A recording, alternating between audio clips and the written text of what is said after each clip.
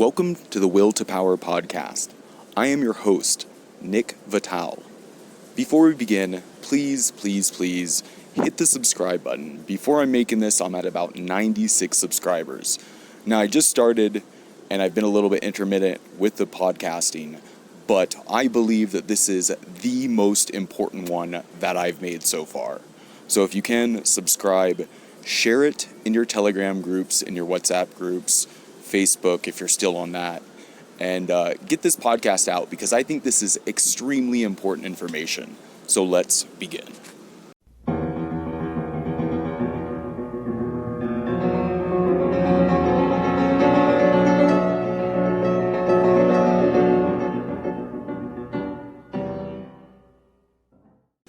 Okay, so today we're talking about how to use the leftist dirty tricks, tactics, and strategies against the left.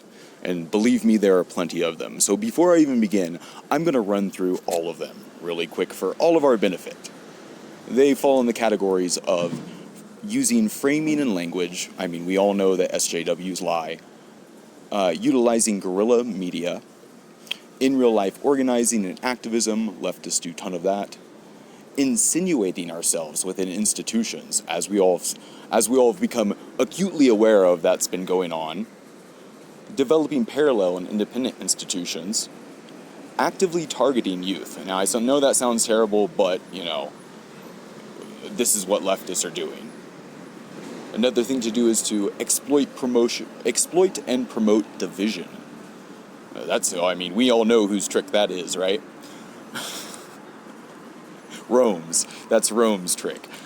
The next one is multi-spectrum oppositional coalition. So entering into multi-spectrum oppositional coalitions, that's just another way of saying very broad coalitions against them. The next one is to poison the well and use ad hominem attacks. That's what the leftists do all the time, and we'll get into that. And the last one is just some deeper understandings amongst the left. So let's get into it.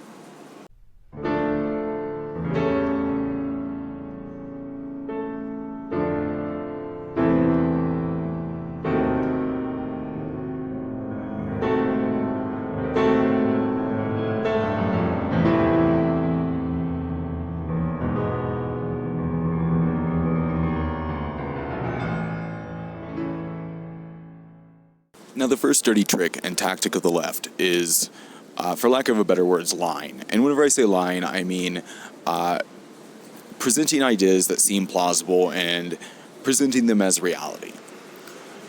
That's what the left does, but more importantly, it's the framing, right? It's how you frame issues, how you frame reality. Now, first of all, you want to frame the left as completely out of their minds, insane, and destructive. For the most part. You want to, at least the ideas, right? And you want to present the ideas as dangerous. You want to present your own ideas as common sense. And when it goes with framing, you want to present ideas that are easy to agree with. Simple and easy to agree with. Now let's look at how the left does this. They'll say things like, fight racism, stand together, or Black Lives Matter. Now these are simplistic ideas, easy to agree with. Right, this is designed for normies to get behind. Now, how could we do this? How could we present our ideas in extremely simple terms so that it's really, really easy to understand? I'll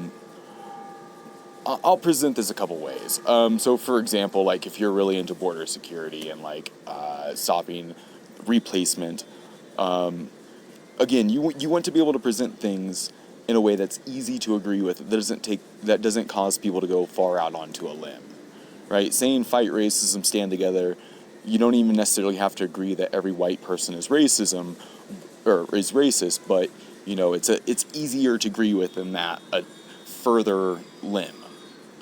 So if you're into white nationalism, an easy one is secure borders, safe communities. Now, there's a lot that's implied in that, right? And, you leave it implied. But it's easy to agree with. If you're more on the if you're on the third pole, the 3P fast side, a good slogan is something like strength, beauty, victory. very simple. I mean, it's hard to disagree with these ideas, and even if people do, even if you do get the weirdo leftists who are like, well, beauty is socially constructed, and it's easier to brush that off. It's like, well, I guess, but we all know what looks nice. And looking at things that are nice makes you feel better rather than looking at things that look like shit. That makes you feel like shit. I mean, it's much easier to make the left, put the left on tilt, make them defensive whenever you present your ideas that in a way that's easy to agree with. Same thing, if you're into like covert conspiracy theories, it's a very simple, you don't have to go into the whole who's who, Bill Gates, Agenda 21. I don't even know what the fuck that means, right? Great Reset. I don't know what the fuck that means. I'm sure I've read about it one time, right? And I was like, okay. But again, it's this weird like catchphrase that it's just, I don't know, it turns people off. But a good way to present that same sort of narrative is, well, the COOF equals vaccines. Vaccine equals vaccine passports. Vaccine passports equals digital IDs. Digital IDs equals digital currencies. Digital currencies equals social credit scores. And then where are you? You have no freedom. That's a great way to present that whole anti-lockdown, anti-vax, Great Reset agenda idea in very simple terms. Okay, so that's one thing, framing. The left does this, they're like, we just want equality. Of course, it's very hard to argue against that. I would, honestly. I'd be like, well, that's just a catchphrase for weakness, and, equality is a public vice. What we need is people who are distinct and outstanding instead. But nonetheless, the left definitely tries to present their ideas in a way that's easy to agree with. Now, another thing that goes along with that is having ephemeral goals and an offensive posture. Now, what this means is you don't necessarily tell people everything you want. You just kind of go on this kind of offensive posture against other people. Now, how this plays on the left, let's look at it. Let's look at how it plays on the left. Now, the left does not tell you that they want to tranify your children. They're not like, hey, we want to turn your children into androgynous, sex toys, something like that. People who are strung out on sex-derived dopamine. Instead, what they say is they want to fight patriarchy and toxic masculinity. They present it in such an easy to digest way, and I guess this is kind of weird leftoid speak, toxic masculinity and patriarchy, but they've been able to filter it through the media that now it's common parlance. But again, they'll say, oh, we want to fight patriarchy and toxic masculinity. Again, this is an offensive posture. And then they have the ephemeral goals. They don't tell you they want to, basically do away with gender. and use your children as like the first mass experiment in it. Or use children, I guess, if you don't have children. And it's so weird. I'm just going to go out on a tangent too. Like, leftists hate fucking kids. Have you ever noticed that? Like, leftoids, they always fucking hate kids. Oh, I hate kids. I'd rather have a dog. But at the same time, they want to, like, scramble children's brains. Personally, I love kids. I think kids are amazing. And I didn't always. Like, whenever I was a leftist, I was the same way. But, actually spending time with kids, they're great. They're totally little people. They have personalities. They're very genuine in a way. They also lie a lot. But, just in any case, that's a tangent. Leftists wanting to scramble kids' brains while at the same time hating children. So, what you need to do is you need to, in this regard, in terms of the ephemeral goals and the offensive posture, is you need to call out leftist craziness, call out leftist BS, their dangerous, degenerative ideas, in very high-minded sounding ways, while being very opaque about your wider goals and beliefs. Now, of course, this is in a context where there are spectators. You have leftists, you have middle ground. But that in a way, that's all of society, right? That's the general posture to take. And that's the general posture that the left has taken. So that's framing, that's language. And as the old Vox Day adage says, SJWs always lie. They always frame things in a way that's going to turn people into their reality. Very, very smart move, and we need to adopt it. Let's continue.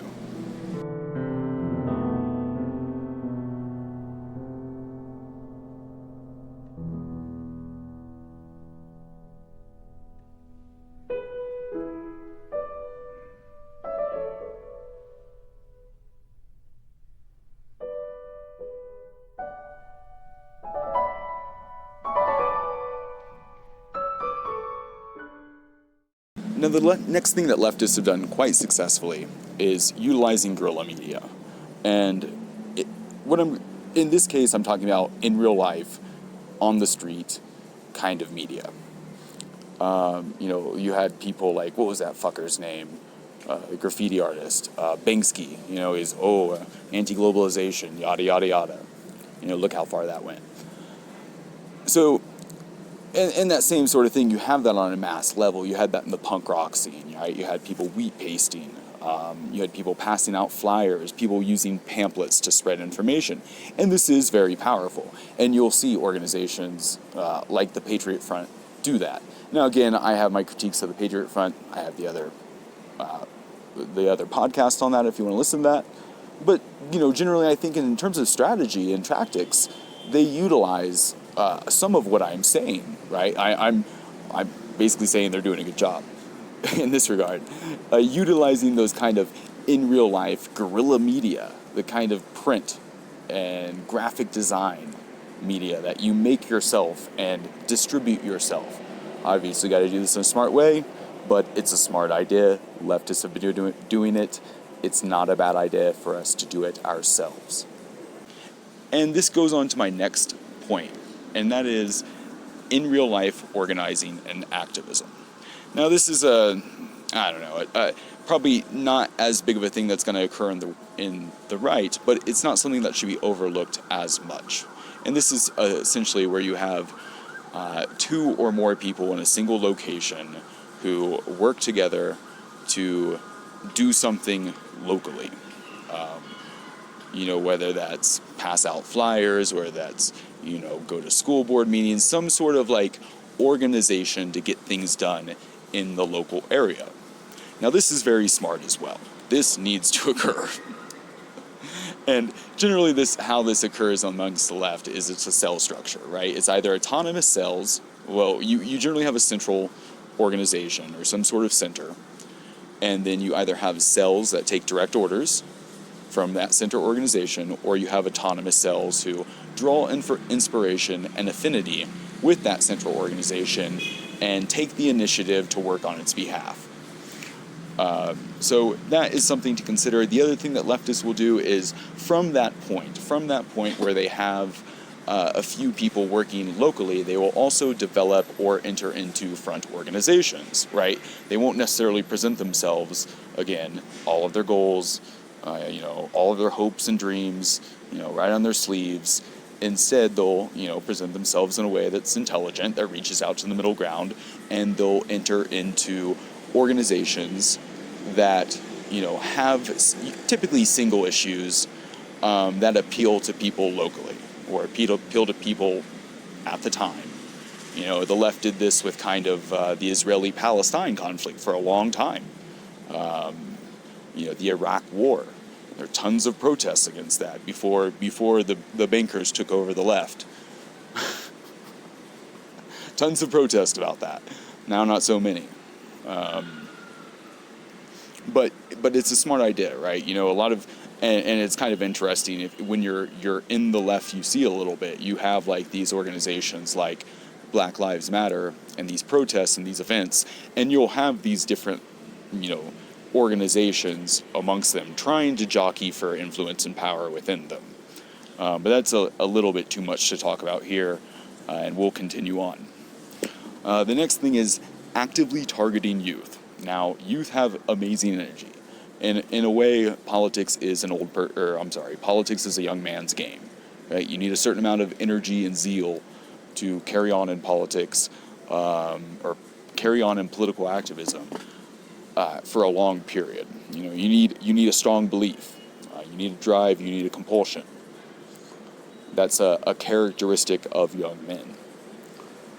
So it's important also, and it's important to reach out to young people because they are the future of the culture, right? And the left actively does this, right? They've done this for generations as well. It's like you've had the communist youth organization since whatever the 30s or something like that. So the right needs to also be keeping that in mind. How to reach out to younger people. To some degree, young people will do it themselves, right? Like, there's been all sorts of meme ideologies over the past few years. Like, 10 years ago, nobody read Stirner. Nobody knew who Stirner was. Nobody cared about Stirner. And today, that's, a kind of a meme thing. But at the same time,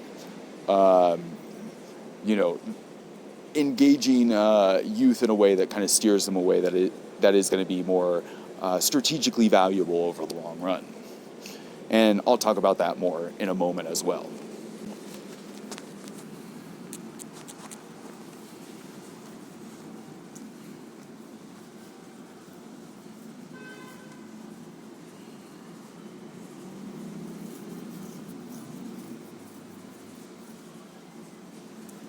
Okay, so the next thing that goes into kind of in real life organizing, right? On the ground organizing is developing parallel and independent institutions. So these are kind of organizations, groups, whether formal or informal, businesses, things of this nature that are developed for and by people on the right. Now this can hopefully accomplish a few things, right? It can, on the one hand, accomplish mutual aid. Spending money amongst ourselves, improving each other, giving each other opportunities, rather than simply being caught in the wind, being kind of left to fend for ourselves. So mutual aid, also things like education. The left actually does this, right? It's like a fucking religion. They will literally have fucking study groups. Every little fucking Marxist sect will do it. They'll like, oh, we're going to study Stalin this week. I'm not fucking joking. And not every Marxist group, right? The ones that, do find affinity with Stalin. Others are with Trotsky or something. It's a million different, it's like a religion. It's all these different sects. But nonetheless, so reading groups, things of this nature, developing these parallel and independent institutions, it goes along with in real life activism, but it's more kind of inwardly focused. It's more kind of about developing each other. Another thing you can do that's a little bit less political is what's known as a mastermind. And I love these if you can find the right people for them. And it only takes 3 or 4. But it's not as political at all. It's more about, it's essentially getting together with 3 or 4 men. I guess you can include women in this one. But you all kind of have similar goals. A similar set of goals. So whenever I did this with men, it was like our goals were like making money, getting fit, and fucking women, essentially. And we would literally like get together every Friday night and talk about, first we go around, we talk about the good things we did throughout the week. We did this, and this. Then we go around again. Unfortunately, I did this, and this, the bad things we did. And then we kind of get accosted by each other. Well, why did you do that? What triggered you to do that? How could you prevent yourself from doing that in the future? We'd hold each other accountable. And then finally, we'd make a bet at the end. I think it was like we'd set our goals for the next week, and then we typically bet on them. So I'd say like, I want to, I'll just use a friend's example. I want to send out this many cold emails for my social media marketing company. I want to go to the gym 3 times.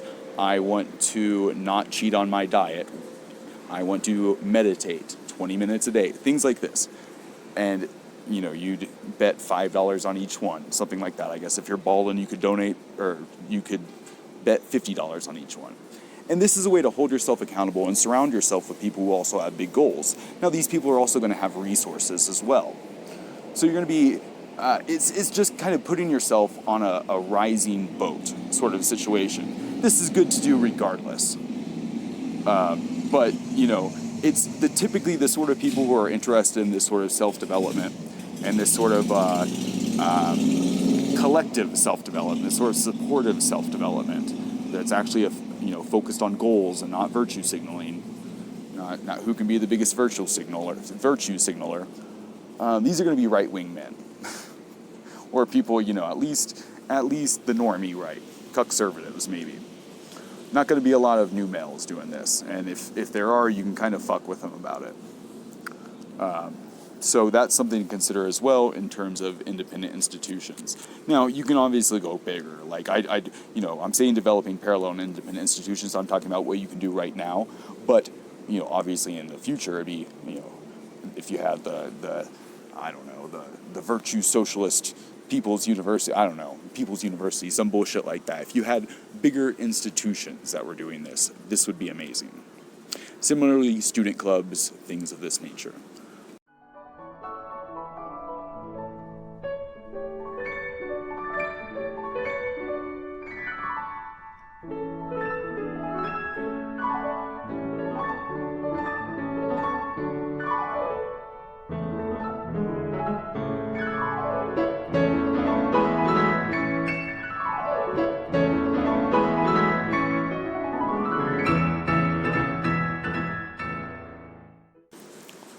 So the next dirty trick and the big strategy of the left over the last, let's say 60 years, maybe longer, has been insinuating themselves within institutions. So at a certain point they realized intelligently that they weren't going to have, the Marxists on the left intelligently realized that they weren't going to have this great apocalyptic showdown with the bourgeoisie. That's not how revolutions worked. It's not like the forces of the bourgeoisie organize, the forces of the proletariat organize, and then one day a crisis happens and they kind of meet in a battlefield. Not how shit goes down, or meet in mini battlefields. They wised up and they realized that power is very ephemeral. And they realized that power is very diffuse. And in reality, they needed to fight a million tiny battles in this war for power. And they've done this through institutions, right? They've done this through the media. They've gradually taken over the media. They've gradually fought these tiny million battles, and insinuated themselves within, most of media, most of technology, all of education, just about. The state, the actual state, and this is how you succeed, right? You take over all the small institutions first, and then taking over the big institutions, well, that comes naturally. So this is something very disconcerting that's happened over the last 60 years, quite honestly. But we need to apply this same strategy. We need to have our own long march through the institutions. And again, this comes down to developing ourselves on one hand, like actually being competent, actually having merit, supporting each other's development. A little bit of ideological affinity and nepotism in the workplace. And actually making an effort. Actually showing up. Actually voting. Like voting in these small elections. So that's something to consider.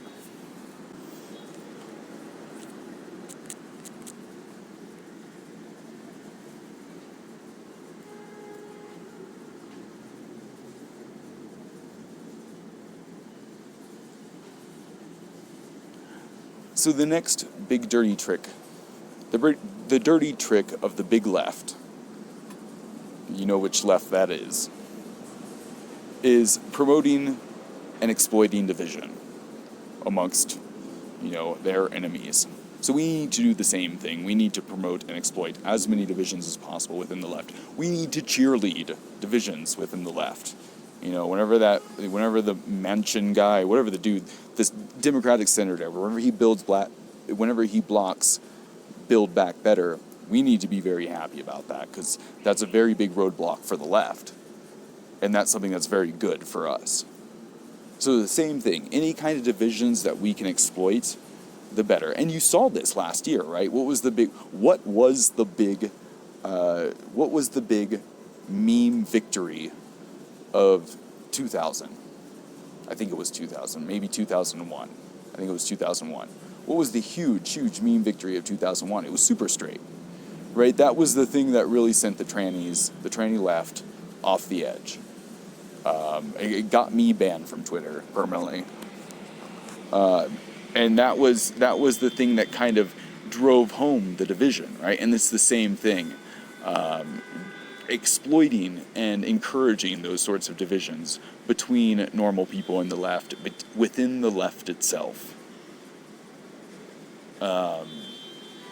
Any time we see a sort of chance to cleave normal people away from the left, we ought to be jumping on that. And, okay, so now we normally think of promoting division and exploitation as kind of like a elite trick, so to speak. It's kind of like you divide people into these little, like, kind of racial ethnic enclaves, and then you kind of turn them against each other, sort of thing. Now, this isn't necessarily what I'm going to talk about in this podcast. Instead, I want to talk about the far left and how they implicitly promote and encourage division. So, essentially, what they'll do is they'll make very extreme claims about their enemies while seeking to encourage an agreement. So they'll essentially say things like, Donald Trump is a rapist, and if you support Donald Trump, you support rape against women. It's just, again, a very retarded claim, but it's something that a leftist would say. So a counter example to this would say, well, leftists always end up as depressive cat ladies or beta new male cucks, regardless of what they look like today or what their station in life is today. It always happens. But you don't seem like that. That's a very extreme example, obviously. Not a very good one. But in any case, we need to be encouraging this sort of division between normal people and the left. And let's continue on that theme of kind of how to operate day to day. Now, another thing that the left does really well, and I didn't include this in the introduction, is they will go out of their fucking way to project, right? They will verbally accost people for their projections of reality. You don't really see like right-wing people protesting a vegan donut store or some bullshit like that, right? It just doesn't happen. But you do see like left-wing people like occasionally protesting at a fucking, like Whole Foods even, or a KFC. So left-wing people will go out of their way to shame people. And I think that's something that the right needs to reclaim. And I've actually been experimenting with this recently. It occurred to me, like, as I think I saw a man and woman walking down the street. They looked like tourists. But the man had on a fucking cuck mask. But it almost looked like a recycled coffee filter. It was like that, like, kind of like brown recycled paper color. And it looked like the most ridiculous thing I've ever fucking seen in my life. And I wanted to tell him, you look like a cuck with that on. I just wanted to say that in front of his wife, more importantly. But I didn't, and I feel very bad about that. So I've been making it a point to be a little bit more verbal and expressive about my feelings towards this whole mask situation. And, it's a double-edged sword because, in reality, some people should keep on masks. I think fat and ugly people should keep on masks, right? Nobody wants to see them. They do have a suppressed immune system. Keep the mask on. You deserve it, sort of thing. The rest of us, we shouldn't have masks on. But I digress. So I've been trying to be a little bit more verbal about this whole situation and how people look like with it on. And, I think today I was at a place and there was a guy, like, literally, I didn't have a mask on, of course, because I'm not a cuck.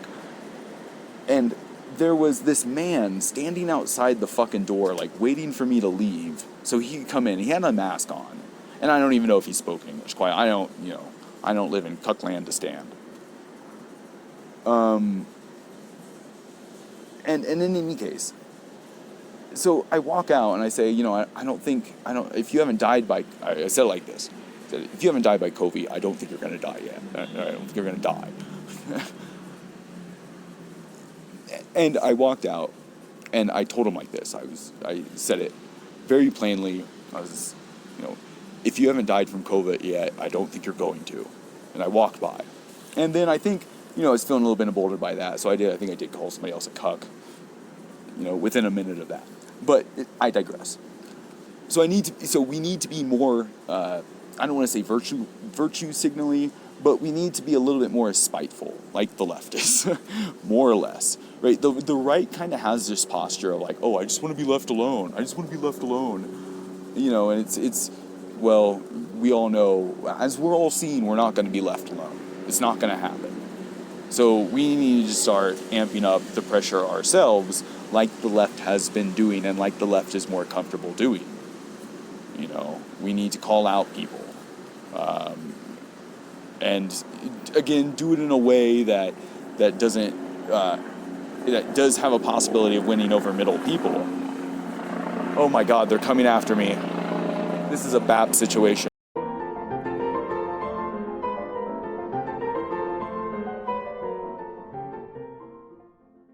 Okay, I'm back. Yeah, so we need to put pressure on these people. Obviously, they don't like that idea. They sent the choppers after me. I'm safe. Don't worry.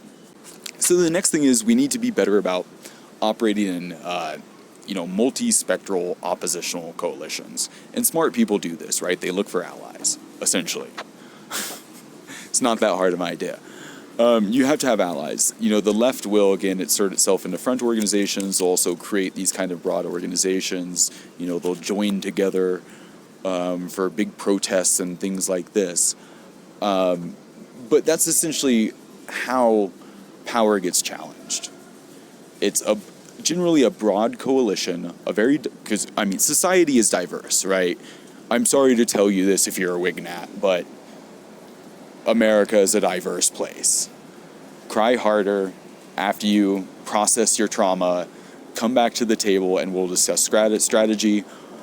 In the meantime, the rest of us will discuss that we need to have an attitude that embraces developing very diverse cultures of opposition towards the elite, towards those kind of nefarious forces that are, oh my God, they are coming back.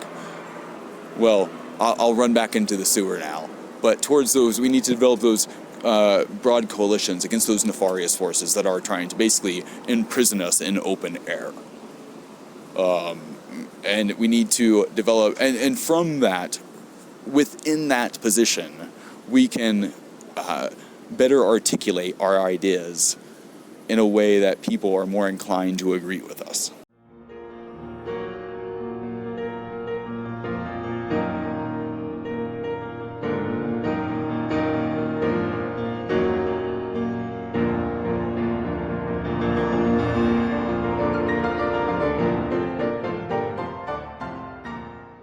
Okay, so I know you are excited for this one because this is my absolute favorite one. And if you've ever gotten to any sort of debate with me, you will know I have no qualms at all about making ad hominem attacks. In fact, I think not making ad hominem attacks is fucking gay. Here's why. I'm going to tell you exactly why ad hominem attacks are based, and if you're not making them, you're a faggot. Plain and simple. So, ethics is based on virtue. It's based on character.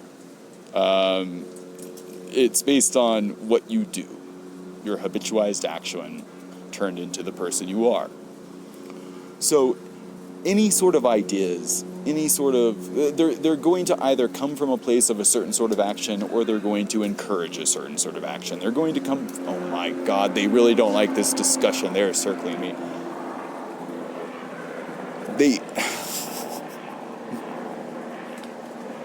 What are they doing? They seem to be triangulating me as we speak. I will try to make this quick. So once we understand that, kind of virtue is based on character, we can understand that certain sort of politics reflect, in fact, a lack of character. And I had this discussion the other day with a Bugman. I presented an argument. He was like, "Well, you realize that's a..." And I kind of finished his sentence. I was like, "Yes, it's an ad hominem attack," and of course, it makes sense because it goes like this, right? If I was a tattoo artist and I said, "Hey, man, you'd look really fucking cool with a sleeve. You need a tattoo sleeve. You need to spend thousands of dollars on tattoos, and it would look really fucking cool." Now, naturally, you would weigh my qualifications against what I just said. It would make sense too. That's a basic heuristic. Same thing. If somebody has a history of being incompetent and having poor judgment, you would naturally factor that into whatever the fuck they said.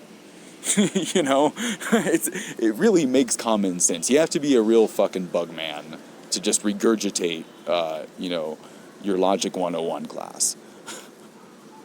In any case, so ad hominem attacks are based, and more importantly, it calls into credibility the people you're attacking.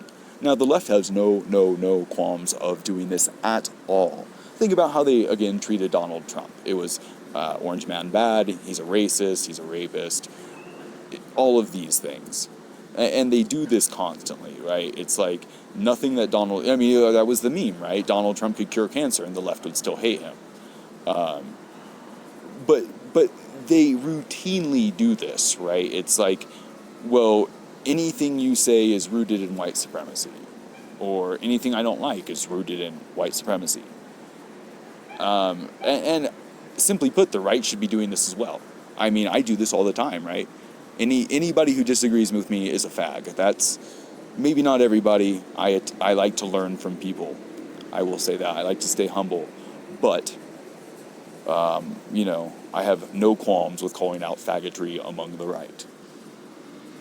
And I've actually have a blog post on that as well. I talk about the existential faggotry of the left, right? How they're always fighting each other, and how it actually helps them. It actually helps move the Overton window in their favor. And I strongly believe that us doing the same, while on one hand, there's a dialectic there. You got to build the broad coalition of opposition. On the other hand, you have to fight over what it means to be right, what the right means. And I strongly believe those are both very important. But more importantly, for the purposes of this podcast, when attacking the left and leftist ideas, it's very important to poison the well and to use ad hominem attacks so as to besmirch their character. And I mean, it's really quite simple. It's like, and you can, why would you take health advice from a fat person? I mean, there's that. I mean, most leftists are fat. Why would you take relationship advice from people who are miserable? Of course. From people who have really poor track records. It's like you have the leftist guy who's literally a cuck. literally raising somebody else's 1-year-old baby. Just married last month. and you need to point this stuff out. Because it is important, and you need to point out why not using ad hominem attacks is gay. So let's continue.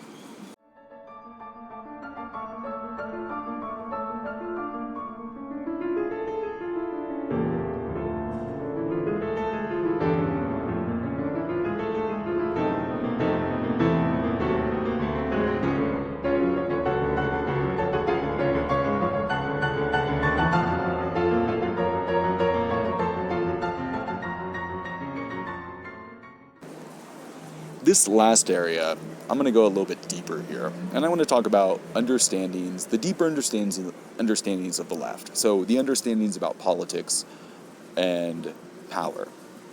Now, again, we already talked about this Marxist understanding of power, that it's a tiny million little battles, very diffuse. But it's also important to note that politics are a spectator sport to some degree, right? We're jockeying for power, we're jockeying for influence, jockeying for attention, trying to encourage the proliferation of certain ideas, of certain values, against others. We're working to win over a middle while isolating the kind of left, while isolating the elite, their ideas. We're working to build resources and organizational infrastructure to do so effectively.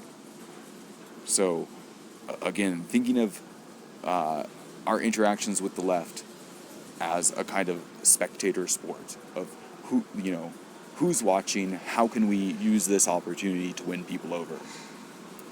And more importantly, how can we build, again, the resources and the organizational infrastructure to do so? What kind of resources do we need to win more people over? It's a very important question. Not too many people are asking that. It's more like watch these 15 fucking documentaries. I don't need to watch 5 hours worth of documentaries. I'm fine. Do you have something simple that I can understand to get, can you get the point across simpler? Can you get people involved in a way that's easy for them? Now, this is how the left, which is currently winning battles, views politics. So again, we have to keep this in mind. I reference the left and leftist strategies and dirty tricks because they're winning. I don't think people understand that. It's not like I'm like, they're winning because these ideas, what I'm talking about work. There's that. But it's important to note that the left is winning, and we should understand why, and we should be able to utilize the methods that are allowing them to do that. And you can cope all you want, right? You can be like, oh, well, the left has all the power. They got them on their side. You can do that, or you can try to, try to fucking man up and use your fucking head and figure out some political strategies to counter that, to figure out what they're doing that works and use that against them. So keeping that in mind, politics is a spectator sport. One of the things that helps the left and hurts them is their hubris, right? Leftists are very sincere in their beliefs, if you can believe that. And when I say that, I mean to say that they sincerely believe that everything they're doing is for the better of the world, which is a very dangerous thing, quite honestly. Because whenever you believe that, you can justify anything, essentially. But it gives them amazing confidence, right? And it kind of helps them in their debates because, again, they're very self-assured. What they're doing is for the betterment of the world. They want to make kids trannies for the better of the world. Things like this. So they sincerely view themselves as being on the right side of history. Now, this is an asset a lot of times because it gives them confidence. But we need to be able to undermine their ability to effectively communicate that confidence. And I would pose the analogy like this, like some Christians have amazing confidence, right? They have a strong frame, a strong hubris. They're like, well, Bible, God, it says so. You're wrong. You're going to hell if you don't believe Catholicism.